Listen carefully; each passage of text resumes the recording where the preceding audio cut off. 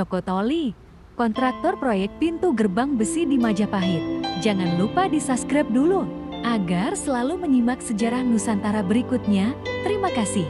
Assalamualaikum warahmatullahi wabarakatuh. Joko Toli adalah salah satu raja dari Kerajaan Sumeneb Madura, yang kisahnya banyak ditemui dalam legenda masyarakat Madura. Raja ini juga dikisahkan piawai dalam membuat senjata dan pandai dalam ilmu perang. Joko Toli adalah Raja Sumeneb ke-13 yang memerintah pada tahun 1415 hingga 1460 Masehi. Ia merupakan anak Raja Sumeneb ke-12 yang bernama Adipodai atau Panembahan Wirakrama 1399 sampai 1415. Sementara ibunya bernama Potrekoneng, merupakan putri dari Raden Agung Rawit. Panembahan Wirakrama menikahi Potrekoneng terjadi sebelum menggantikan kedudukan ayahnya Panembahan Blingi 1386 sampai 1415. Kala itu Potrekoneng dalam keadaan mengandung. Pernikahan Panembahan Wirakrama dengan Potrekoneng didahului dengan kisah kehamilan Potrekoneng sebelum menikah. Sumber legenda menyebutkan bahwa Potrekoneng mengandung anak Panembahan Wirakrama diakibatkan oleh hubungan badan secara gaib. Namun hal tersebut tidak dipercayai oleh kebanyakan orang. Mereka menganggap anak dalam kandungan Potrekoneng merupakan anak haram. Sehingga ketika Potrekoneng melahirkan, ia menaruhnya di tengah hutan. Anak itu kelak ditemukan dan diasuh oleh Empu Kalang.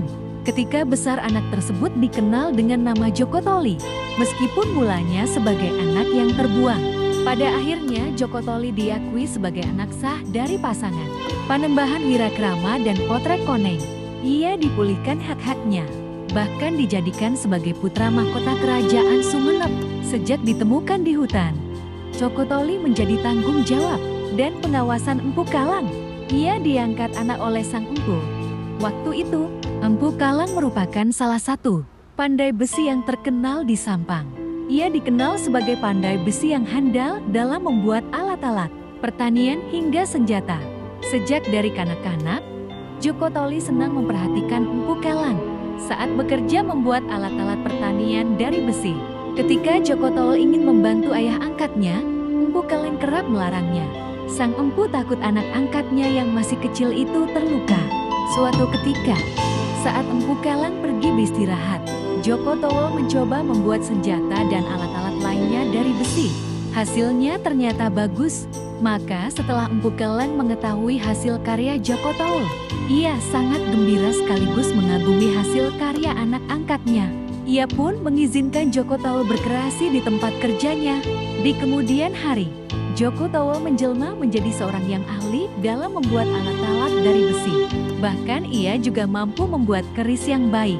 Keris itu kelak dikenal dengan nama Denengan Pakadangan.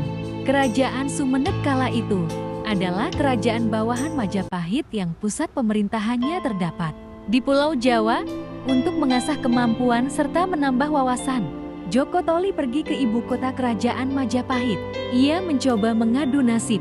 Sesampainya di Majapahit, ternyata kerajaan sedang mengerjakan proyek pembangunan pintu gerbang kerajaan yang terbuat dari besi. Namun dari pintu gerbang besi yang telah dibuat tidak ada satupun yang disukai raja. Sehingga raja mengumumkan sayembara pembuatan pintu gerbang dari besi kepada rakyatnya. Joko Toli yang merasa ahli membuat alat-alat dari besi. Berkat didikan Empu Kalang menjadi tertantang. Ia pun akhirnya mengikuti sayembara. Dan benar saja hasil karyanya disukai raja. Sehingga akhirnya Joko Toli diberi hadiah berupa kedudukan yang lumayan terhormat di Majapahit. Demikianlah sejarah Nusantara kali ini. Dan nantikan sejarah berikutnya. Terima kasih. Wassalamualaikum warahmatullahi wabarakatuh.